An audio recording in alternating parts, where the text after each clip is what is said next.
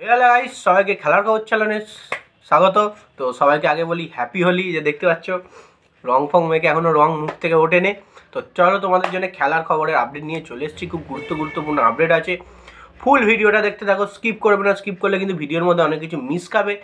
এবং চ্যানেলে যারা নতুন আছো, এই খেলার খবর চ্যানেলটা কিন্তু অবশ্যই সাবস্ক্রাইব করে পাশে থাকো এবং বেলাইকন ঘন্টাটা ঢং করে বাজিয়ে দাও। তো চলো, আর বেশি বেশি কমেন্ট লাইক করে দাও, আর যাতে মোটিভ হয় তোমাদের আরও ভালো ভালো ভিডিও দিতে পারি। তো ফার্স্ট যে আপডেটটা দেবো হুগো বুমোসকে নিয়ে, মোহনবাগান শিবিরে হুগো বুমোস নাকি বাদ পড়লো। তো হুগো বুমোস কীভাবে বাদ পড়লো? খবর সূত্রে জানা যাচ্ছে হুগো বুমোস কিন্তু মোহনবাগান শিবিরের সঙ্গে কিন্তু যুক্ত আর হবেন না। ওকে আনরেজিস্টার যে করা হয়েছে, আনরেজিস্টার থাকবে।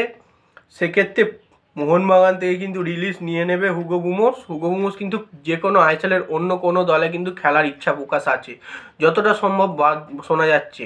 তো সেক্ষেত্রেই অনেক ক্রিয়েটাররাও ভিডিও বানিয়েছে। আমিও বলছি যে হুগো বুমোস কিন্তু বাদ পড়তে পারে, কারণ হুগো বুমোসকে আর মোহনবাগানের জার্সি গায়ে খেলতে নাও আমরা দেখতে পারি। কারণ হুগো বুমোস আর মোহনবাগান শিবিরে ফিরছে না, যত সম্ভব 50-50 চান্স আছে না ফেরার। তো সেক্ষেত্রে হুগো বুমোস কিন্তু ওড়িশা এফসি নাহলে মুম্বাই সিটি এফসি, এই দুটো দলের মধ্যে যে কোনো একটা দলে কিন্তু হুগো বুমোস সই করাতে পারে নেক্সট মরশুমে। তো সেক্ষেত্রে নিশ্চয়ই তোমরা জানো ওড়িশা এফসিতে রয় কৃষ্ণা পরের বছর থাকবে না, সেক্ষেত্রে তার জায়গাটা হুগো বুমোসকে নিতে পারে। এবং মুম্বাই সিটি এফসিতেও কিছু প্রবলেম চলছে, সেক্ষেত্রে প্লেয়ার প্রবলেম বিদেশি, সেখানে কিন্তু হুগো বুমোসকে নিতে পারে। এই দুটো দলে কিন্তু হুগো বুমোস যেতে পারে। আর মোহনবাগান শিবিরে কিন্তু থাকার চান্সটা খুবই কম হুগো বুমোসকে নিয়ে এই আপডেটটা ছিল। এবার নেক্সট যে আপডেটটা দেবো আরমান্দো সাদিকু কিন্তু বাদ পড়লো, মানে দিন তার শেষ। আরমান্দো সাদিকুর দিন শেষ, কারণ আরমান্দো সাদিকুর জায়গায় স্ট্রাইকিং লাইনে নতুন নাকি একটা বিদেশি নিতে চলেছে মোহনবাগান। তো সেক্ষেত্রে সাদিকুকে নাকি বাদ দেওয়া হবে। তো এই খবরটা কিন্তু পুরোটাই ভুল। এখন আরমান্দো সাদিকু দুর্দান্ত ফর্মে আছে, দারুণ পারফরমেন্স দিচ্ছে।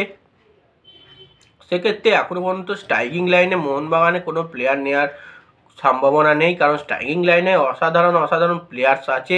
জেসন কামিংস আছে, সাদিকু আছে এবং দিমিত্রি পেট্রাতস আছে। তো সেক্ষেত্রে মিডফিল্ডে কিন্তু কোনো প্লেয়ার নেওয়ার, মানে স্ট্রাইকিং লাইনে কোনো প্লেয়ার নেওয়ার কথা হয়নি। এবং আরমান্দো সাদিকুর যে দিন শেষ বলা হচ্ছে, তো সেক্ষেত্রে এই আরমান্দো সাদিকুর কিন্তু দিন শেষ কিচ্ছু নয়। এই খবরটা কিন্তু পুরোটাই ভুল। আরমান্দো সাদিক কিন্তু মোহনবাগানের সঙ্গেই থাকবে। অ্যান্টোনিও লোপেস হাবাসের আন্ডারে কিন্তু সে কামব্যাক করেছে, তার ফর্মটা কিন্তু পুরোপুরি সে দেখাচ্ছে এবং দুর্দান্ত পারফরমেন্স দিচ্ছে আরমান্দো সাদিকু। তো সেক্ষেত্রে আরমান্দো সাদিকু মোহনবাগান দলের সঙ্গেই থাকবে এই মরশুমটা। তবে পরের মরশুমে যদি তার সঙ্গে চুক্তি না বাড়ায়, সেক্ষেত্রে কিন্তু মোহনবাগান শিবির সাদিকুকে ছেড়ে দিতে পারে। সেক্ষেত্রে এখনও পর্যন্ত খবর আসেনি তার সঙ্গে চুক্তি বাড়ানোর। এবার যে আপডেটটা দেবো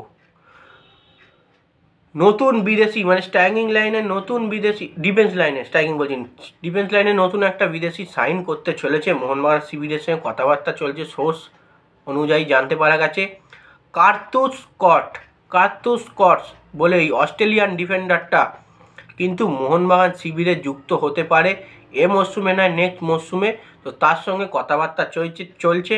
তো এই প্লেয়ারটা দুর্দান্ত ডিফেন্সিং পারফরমেন্স আছে তার, অস্ট্রেলিয়ার ডিফেন্ডার, সেই জেসন কামিংসের দেশের। তো সেক্ষেত্রে এই কার্তুস স্কটস ডিফেন্ডারটা কিন্তু ক্লাবের হয়ে দুর্দান্ত খেলে, ভালো ডিফেন্সিং করেছে। তো সেক্ষেত্রে এই প্লেয়ারটা যদি মোহনবাগান শিবিরে আসে, সেক্ষেত্রে মোহনবাগানের জন্য খুব ভালো সাইনিং হবে ডিফেন্সের দিক থেকে। এবং মোহনবাগানের ডিফেন্সে কিন্তু কিছুটা হলো লো আছে, কারণ ব্র্যান্ডন হ্যামিলের তো পুরোপুরি ডিফেন্সিং মাইন্ডেড প্লেয়ার নয়। ব্র্যান্ডন হ্যামিল এখন চোটের জন্য ভুগছে, খেলতে পারছে না। সেক্ষেত্রে হেক্টর হিউস্টের সঙ্গে কার্তুস স্কটও যদি জুড়ে যায় ডিফেন্সে, কিন্তু দুর্দান্ত একটা ডিফেন্স হবে। তার সঙ্গে থাকবে এদিকে